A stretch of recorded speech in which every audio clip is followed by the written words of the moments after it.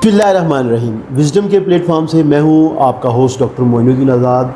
और पाकिस्तान में आमों का सीज़न शुरू हो गया है। आम जो हमारा पसंदीदा फल है, और आज हमने गुफ्तगू करनी है शाहिद भुट्टा साहब से, जो कि मैंगो के एक्सपोर्टर हैं और लोकल लेवल पे भी काम करते हैं, और एक मल्टी डायमेंशन जो है वो उनकी शख्सियत है। ना सिर्फ आमों का काम करते हैं बल्कि कई और चीज़ें भी ये एक्सपोर्ट करते हैं। तो आज हम गुफ्तगू करेंगे कि आम किस तरह एक्सपोर्ट होते हैं, कौन कौन से उसके मामलात हैं और क्या मसाइल हैं। तो भुट्टा साहब, आपका बहुत शुक्रिया, आपने वक्त दिया। थोड़ा सा ज़रा अपनी कंपनी का हल्का सा तारुफ़ करवा दीजिए। हम तो जानते ही हैं, ताकि हमारे जो जी डॉक्टर साहब वो समझ जाएं। शाहिद भुट्टा मेरा नाम है, शाहिद मुमताज़ भुट्टा। तो यूसी इंटरप्राइजेज़ के नाम से मेरी कंपनी है, और सिंस 2010 से कंपनी अल्हम्दुलिल्लाह 15-16 साल हो गए हम एक्सपोर्ट का काम कर रहे हैं। तो शुरू में हम मैंगो करते थे, हमारी फ़र्स्ट प्रायोरिटी मैंगो थी। तो अब अल्हम्दुलिल्लाह हम कुछ और प्रोडक्ट हैं, राइस है, वेजिटेबल में ओनियन हो गया, पोटैटो हो गया, और उसके अलावा कुछ वेजिटेबल्स हो गई, वो हो गया, ये हम एक्सपोर्ट करते हैं डिफरेंट कंट्रीज़ में। लेकिन हमारा मेन सेक्टर फिर भी मैंगो है, अभी भी मैंगो ही जी, मेन जो है वो मेन हमारा मेन काम मैंगो का है। अच्छा, अब ये बताइए कि पाकिस्तानी मैंगो की धूम है हर जगह पे, लेकिन मैं पहले लोकल लेवल पे काम शुरू करूँगा कि पाकिस्तान में जो आम है वो 3 मई से मार्केट में आ गया, लेकिन मैच्योर होने से पहले जो किसान ले आते हैं वो क्या मामला है, उसके ऊपर कोई चेक एंड बैलेंस नहीं है? डॉक्टर साहब, पता क्या है, पाकिस्तान में जो मार्केट है ना, वो अगर प्री हार्वेस्ट जो है ना, वो टाइम से पहले हो जाते हैं, प्री मैच्योर होती है, वो हमारे लोगों की अपनी ही गफलत से ले आते हैं। लोग मार्केट में सबसे पहले देने की कोशिश करते हैं कि हमें अच्छे प्राइस मिले। वरना जो एक्सपोर्ट की अगर हम बात करें तो एक इदारा है department of plant and protection, वो उनकी एक टीम जाती है मुख्तलिफ बागात में, ऑर्चर्ड में, वो जो मैंगो है उनकी स्किन, उनकी मैच्योरिटी लेवल चेक करते हैं। वो चेक करने के बाद फिर वो टाइम पीरियड बताते हैं कि क्योंकि हमने बाहर मुल्कों में देना होता है कि वहाँ पर जाए और मैच्योर ही ना हो, आम मीठा भी ना हो, तो ख़राब हो जाए तो हमारे नाम ख़राब होता है। तो वो एक स्पेसिफिक डेट देते हैं कि आप इस डेट से आप एक्सपोर्ट शुरू कर सकते हैं। अच्छा, तो 2025 में क्या तारीख दी? ये उन्होंने department of plant and protection ने परमिशन दी कि 25 मई से आप एक्सपोर्ट शुरू करें बाहर मुल्क के लिए।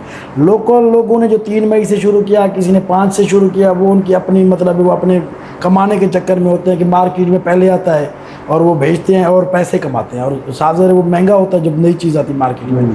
लेकिन मैच्योरिटी लेवल जो 25 मई जो department of plant and protection, जिसको DPP भी कहते हैं, तो वो जो डिसाइड करता है, तो उससे पहले पाकिस्तान से बाहर मैंगो जा ही नहीं सकता। यानी मैच्योर होने की जो तारीख है वो 20 मई है, उसके बाद उसकी हार्वेस्टिंग होगी, फिर पैकिंग होगी, फिर 5 दिन 4 दिन 7 दिन लग जाते हैं। कोई बाई सी भी जाता है, बाई एयर भी जाता है, और मुख्तलिफ पैकिंग का मुख्तलिफ शेड्यूल होता है। अच्छा, तो जो फिर 25 को आप 25 से पहले बिल्कुल नहीं जा सकते। जो पाकिस्तानी आम है उसमें कौन सा आम ज़्यादातर बाहर भेजा जाता है? पाकिस्तानी मैंगो में डॉक्टर साहब सबसे ज़्यादा है ना, वो मौसमी सिंधड़ी है। ठीक है। मौसमी सिंधड़ी शुरू में आती है, हर जगह से डिमांड होती है, तो वो बहुत जाती है। उसके बाद जब सीज़न एंड होता है तो उसके पास आता है एक वाइट चौंसा, जिसको नवाबपुरी भी कहते हैं। नवाबपुरी जिसको कहते हैं जी, वो फिर आखिर में लोगों की डिमांड क्या होती है, वर्ल्ड वाइड भी और लोकल भी, वो कहते हैं शुरू में पकड़ो खाते हैं, या फिर कहते हैं आखिर में सीज़न ख़त्म हो रहा है या हम फिर खा लें। तो वाइट चौंसा है वो सितंबर, एंड ऑफ सितंबर और एंड मिड ऑफ अक्टूबर तक रहता है।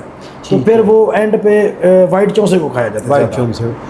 अच्छा, अब कहा जाता है कि जो पाकिस्तान की सिग्नेचर आइटम है वो अनवर रटोल है, क्योंकि हमने मैंगो डिप्लोमेसी भी की। तो अनवर रटोल का आपने जिक्र नहीं किया। डॉक्टर साहब, अनवर रटोल पाकिस्तानी मैंगो है और पाकिस्तान में खाया जाने वाला पसंदीदा बहुत ज़बरदस्त मैंगो है। मिठास के लिहाज से उसका एक अपना नाम है, वो ब्रांड है। लेकिन पाकिस्तान में यह है कि अनवर रटोल एक कमर्शियल मैंगो नहीं है। कमर्शियल मैंगो नहीं है अनवर रटोल। अब कमर्शियल मैंगो ज़्यादा हैं, मौसमी सिंधड़ी हो गई, मौसमी चौंसा हो गया, नवाबपुरी हो गया, इस तरह के जो बड़े बड़े हैं ना, ये कमर्शियल मैंगो है। जो मौसमी ये अनवर रटोल है, ये अब लोगों ने हार्वेस्ट करना छोड़ दिया है, पैमदकारी छोड़ दी है। जो ऑलरेडी पुराने लगे हुए थे वही थे, अब वो थोड़े से रह गए हैं। अब वो एक चीज़ है कि एक मौसमी चौसा है, फ़र्ज़ करो वो जो एक पौधा है वो देता है फ़र्ज़ करो 40 पेटियाँ, और उसकी जगह अगर आपने लगा दिया लटोर तो वो देता है 15 पेटियाँ। तो लोगों को वो अर्निंग नहीं आती। इवन के मौसमी जो लटोर होता है वो महंगा होता है, बिल्कुल, तो महंगा भी है, मीठा भी होता है, लेकिन लोग बहुत पसंद करते हैं। इसी वजह से इसके रेट भी जो है ना वो महंगे हैं। मतलब कि अब अगर मैं आज 26 मई है, आज की बात करूं तो जो अच्छी पेटी है आज की तारीख में लाहौर की मंडी में वो 6000 की थी जी, 6000 के आप खुद अंदाज़ा और लगाएं। उसमें अगर थोड़ा सा प्रीमियम की तरफ चले जाएं तो वो 7-8 हज़ार 7,000 8,000। फिर वो एक क्लास है, उसको लोग भी एक जो अफोर्ड कर सकते हैं वही लोग खाते हैं। हाँ, अब आगाज़ में इसका जो रेट था वो 14,000 से शुरू हुआ, यानी मैंने जो इस साल असेस किया है। अच्छा, सबसे मुश्किल आम कौन सा है जिसका नखरा बहुत ज़्यादा हो? डॉक्टर साहब, सबसे मुश्किल आम अगर लोकल भी देखें और एक्सपोर्ट के लेवल पे भी देखें तो वो है मौसमी चौसा। उसकी जो हार्वेस्ट होती है ना, उसकी जो हार्वेस्ट है उसमें उसका होता है सीप निकलता है। उसको हार्वेस्टिंग के दौरान उसका सीप हमने ख़त्म करना होता है। नॉर्मली ये होता है कि उसका पौधे से उसको जब तोड़ते हैं, तोड़ाई के बाद नीचे आता है। एक तो उसको एहतियात से लाते हैं, एहतियात से लाते हैं, कुंडी से लाते हैं, नीचे लड़के होते हैं वे को बनी होती है झटनी, उससे नीचे लाते हैं।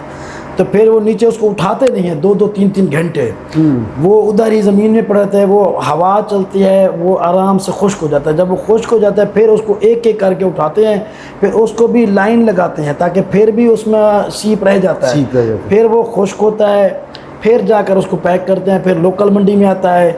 एक्सपोर्ट के लिए भी जब ये वाइट मौसमी चौसा आता है तो मौसमी चौसा वो भी टफ आम है, क्योंकि उसकी पैकिंग के लिए उसको भर जाती है झुरियाँ। थोड़ा सा अगर वो राइप ज़्यादा हो जाए तो झुरियाँ पड़ जाएंगी, अगर उसको ओवर राइप हो जाए उसकी इवन के हमने उसकी पैकिंग के दौरान हम ऊपर वाला पंखा भी नहीं चलाते। यानी जो मजदूर काम करेगा वो पसीने में पसीन हो जाएगा, लेकिन वो राइप आम जब वो डब्बे में डालेगा एक्सपोर्ट के लिए, क्योंकि देखें ना मैंगो है फ़र्ज़ को 400 रुपये किलो, 300 रुपये किलो, 500 रुपये किलो फ़र्ज़ करें। आप एक उसका 2 किलो का डब्बा है वो तकरीबन 80-90 रुपये का है। और जो अगर हम यूरोप भेज रहे हैं, यूरोप का किराया कतर एयरलाइन का 975 रुपये पर केजी है, पर केजी जी। और अगर हम कनाडा भेज रहे हैं 1700 प्लस है, ऑस्ट्रेलिया भी 1700 प्लस पर केजी।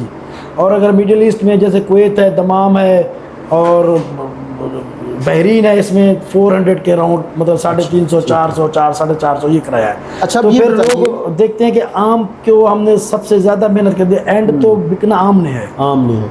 अच्छा, अब ये बताइए कि मेयार मुख्तलिफ है, यानी एक आम है जो यूरोप जा रहा है, एक आम है जो गल्फ़ जा रहा है, एक आम है जो ईरान जा रहा है, कुछ जो आम है वो जा रहे हैं बाय एयर जा रहे हैं, कुछ बाय रोड जा रहे हैं और कुछ बाय सी जा रहे हैं। तो इसको कैसे मैनेज करते हैं आप? सर ऐसा है कि जो बाई रोड जाते हैं उनका स्केड्यूल डिफरेंट है, बाई सी का डिफरेंट है और बाई एयर का तो बिल्कुल डिफरेंट है। अब डिपेंड करता है, बाई रोड जो जाते हैं ना वो नॉर्मली 2 कंट्रीज़ में जाते हैं, ईरान और अफ़गानिस्तान में। ठीक है। उसका नॉर्मली यही होता है कि जो हार्वेस्ट होता है ऑर्चर्ड से, और उसकी पैकिंग भी ऑर्चर्ड में हो जाती है। लेकिन जो ईरान की वैसे नॉर्मली जो डिमांड है उसकी भी हॉट वाटर ट्रीटमेंट डिमांड है, उसके सर्टिफिकेट लगते हैं, लेकिन हमारे एक्सपोर्टर नहीं करते। वो सर्टिफिकेट बनवा लेते हैं, गुजारा हो जाए। गुजारा क्या 2 नंबरी है, 2 नंबरी। फिर वो मैंगो डायरेक्ट यहाँ से वो तफ्तान जाता है, डायरेक्ट ऑर्चर्ड से तफ्तान में फिर वो जाकर रिफ़र में जाता है, रिफ़र में करते हैं, फिर तफ्तान से जो फॉर्मेलिटीज़ करके क्रॉस करके फिर वो ज़ायदान में आगे चला जाता है। अच्छा, तो और जो चले जाए अगर बाई सी की तरफ, तो बाई सी वाला भी पैकिंग ऑर्चर्ड में होगी, 7 किलो की पैकिंग है, 6 किलो की पैकिंग है, लेकिन उसके बाद वो जाएगा प्री कूलिंग के लिए, फिर वो जाएगा कोल्ड स्टोरेज में। उसको 24 घंटे से 48 घंटे प्री कूल करेंगे, उसको 12 टेम्परेचर पे लाएंगे। जब वो आ जाएगा फिर उसको रिफ़र कंटेनर में प्लग करेंगे, प्लग करके वो फिर जाएगा बाई सी दुबई के लिए। और अगर आप बात करें बाई एयर की, वो बिल्कुल स्केड्यूल डिफरेंट है। अच्छा, अब इसमें मुझे बताइए कि अभी हमने सुना 2025 में कि अमेरिका में इंडिया के कुछ आम गए, कुछ 15 शिपमेंट थी जो उन्होंने लेने से इनकार कर दिया। तो क्या अमेरिका के लिए हमारा मेयार अलग है, यूरोप के लिए मेयार अलग है? और ये जो वाटर ट्रीटमेंट है ये क्या है, hot water treatment? Hot water treatment है, ये पाकिस्तान ने खुद इंट्रोड्यूस किया है 2016 में, यानी 2014 में। इससे पहले किसी मुल्क में नहीं था? नहीं था।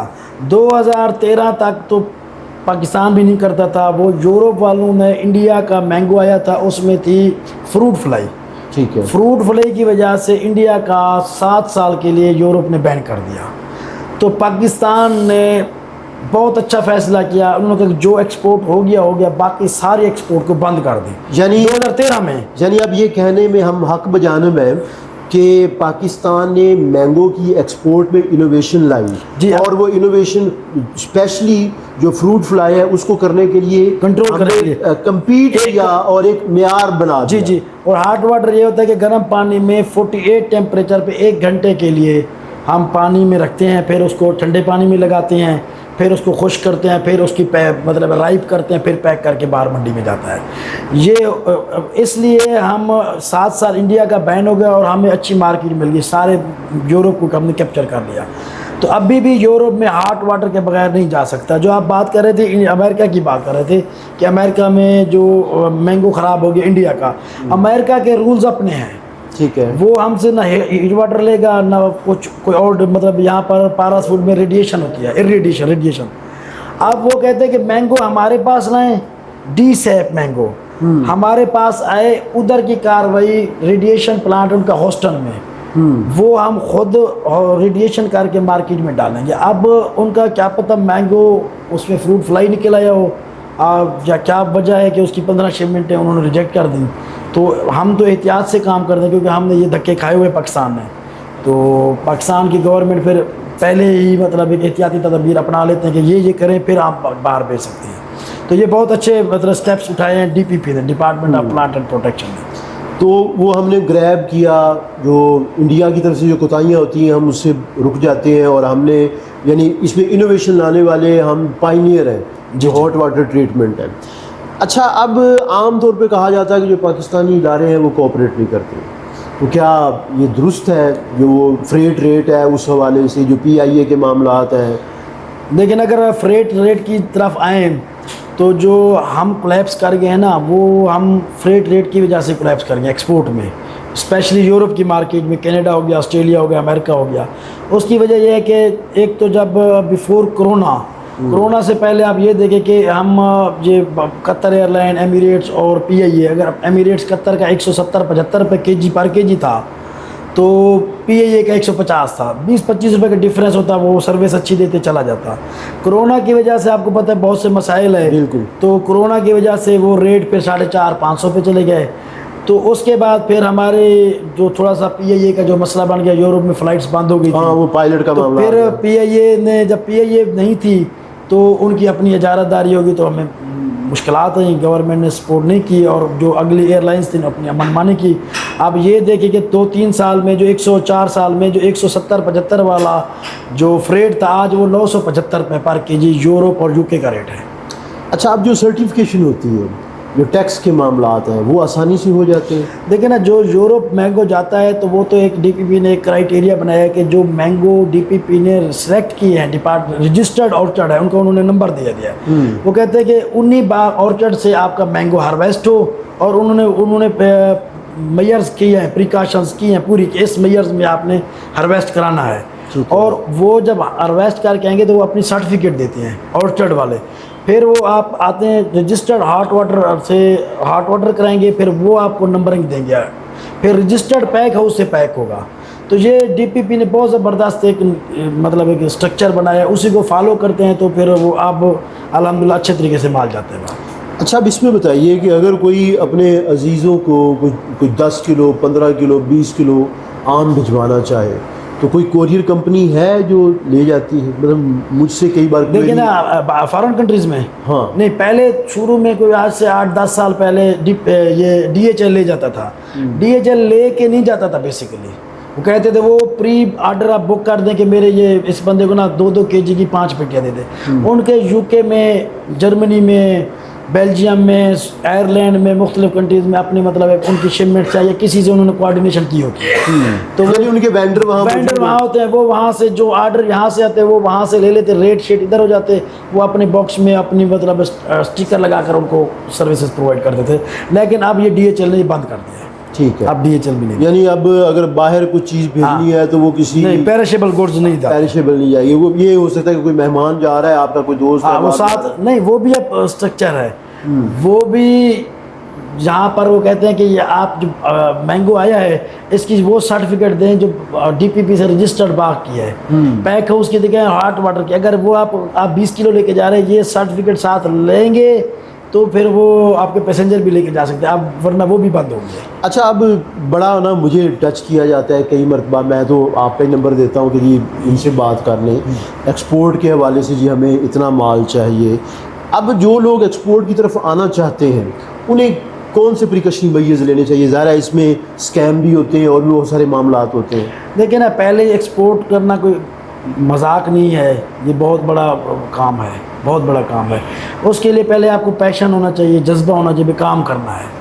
उसके साथ कोई बाकी आप आजकल तो ये नेट का दौर है, जी जी। आप बैठे सिस्टम में बैठे, ये आप यूट्यूब से एक दफ़ा लिखें तो आपको 10 वीडियो मिल जाएंगी। जिस ज़माने में हमने शुरू किया तो हमें कोई बताता भी नहीं था कि क्या है, हमने धक्के खाकर ये चीज़ें सीखी हैं, की हैं, मतलब ग्राउंड से। तो अब तो ये बाकी करने वाला शौक़ हो, पैशन हो, आपके रिलेशंस हैं बाहर में, रिलेटिव्स बैठे हैं, दोस्त हैं, उनको टच करें, बात करें, अपनी मार्केटिंग करें।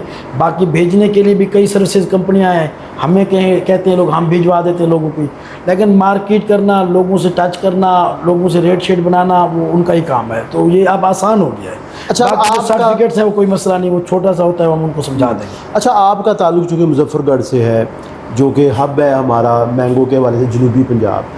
अब जो 2-3 साल पहले मुल्तान में जो है ना वो एक सोसाइटी बनी और बहुत से ज़्यादा जो आम है वो काटे गए, उससे कोई फ़र्क पड़ा है? किस हद तक फ़र्क पड़ा है?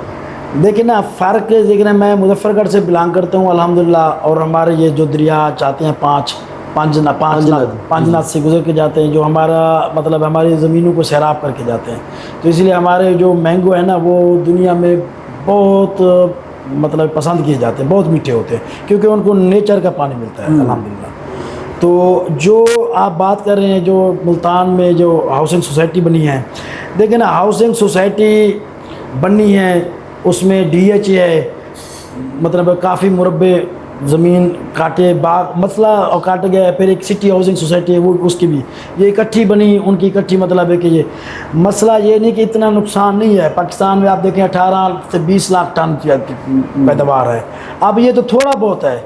मसला ये है कि ये कत्ल है, बंदे तो वैसे डेली कितने हॉस्पिटल में जाएं, शहीद हो, फौत हो रहे हैं। ऐसे अब किसी का असैसिनेशन हो, कोई कत्ल हो जाए, वो एक कत्ल है ना, वो 1000 भूल जाए आप, एक कत्ल की कत्ल होता है। ऐसे मसला उसका ये है कि वो मतलब है कि फिर एक है कि आपने मतलब है कि हार्वेस्ट हो गया है, मैंगो वैसे खड़ा है, आपने काट, उसकी तो बूर निकला हुआ था, उसको थोड़ा थोड़ा आम भी लगा हुआ था जब उन्होंने काटा था, तो वो एक जुल्म है।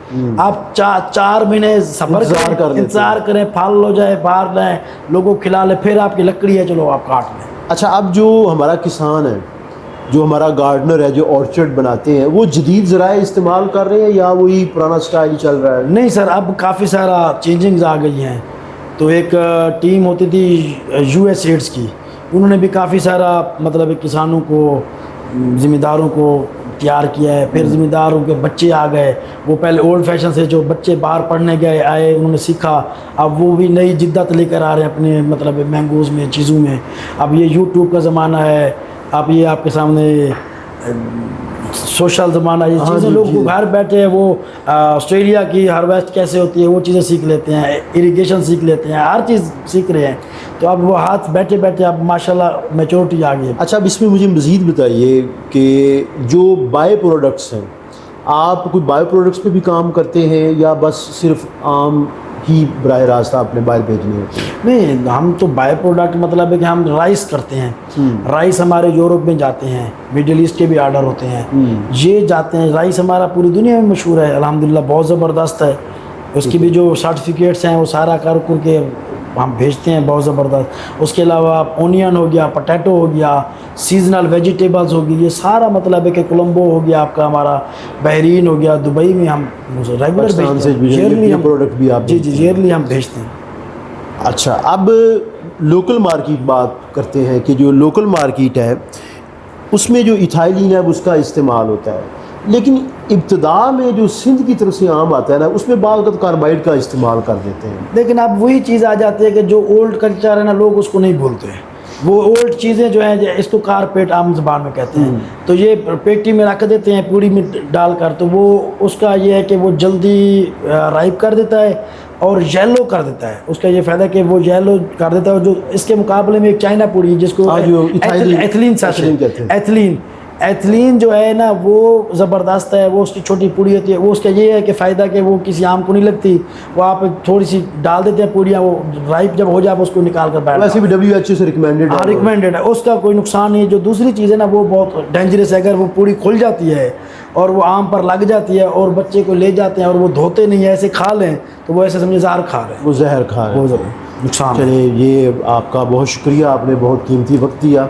अल्लाह ताला आपको सलामत रखे और हम दुआ गो है कि जो आमों का सरदार है, जो फलों का सरदार है, वो इसी तरह चलता रहे और हम पाकिस्तान में रंग बिरंगे आम खाते रहें और पूरी दुनिया में भेजते रहें। डॉक्टर साहब माशाल्लाह, आपकी जो विज़न है ना, आप लोगों को जो लाहौरियों को स्पेशली आम खिला रहे हैं, ये कमाल मेहरबानी है। आप माशाल्लाह हम लोगों से एक्सपोर्ट का माल लेकर बहुत क्वालिटी का माल आप अपनी निगरानी में पैक कराते हैं। अपना आपका वेयर हाउस है, सिस्टम है, पूरा निज़ाम है, जो डायरेक्ट ऑर्चर्ड से माल मंगवाते हैं, पैक करके लोगों को देते हैं। तो ये बहुत बड़ी बात है लाहौर के लोगों के लिए। बस ये आपसे सीखा है। यूरोप के लोगों को जो माल मिलता है वो आप लोगों को घरों में जाकर प्रोवाइड करते हैं, और सस्ते में, और देख लें जो इतना किराया वो देकर खाते हैं, इतने पैसे देते हैं, और आप उनको तो ऐसे समझिए बहुत ही चीप प्राइस में दे। जी जी, थोड़ी सी वजाहत कर दूं कि मैं जो है ना वो पंजाब ऑर्गेनिक के नाम से ऑपरेट करता हूं, और जो भुट्टा साहब बता रहे हैं तो इनसे अक्सर जो है वो आम के हवाले से मामलात रहते हैं, तो हम भी पहुंचाते रहते हैं।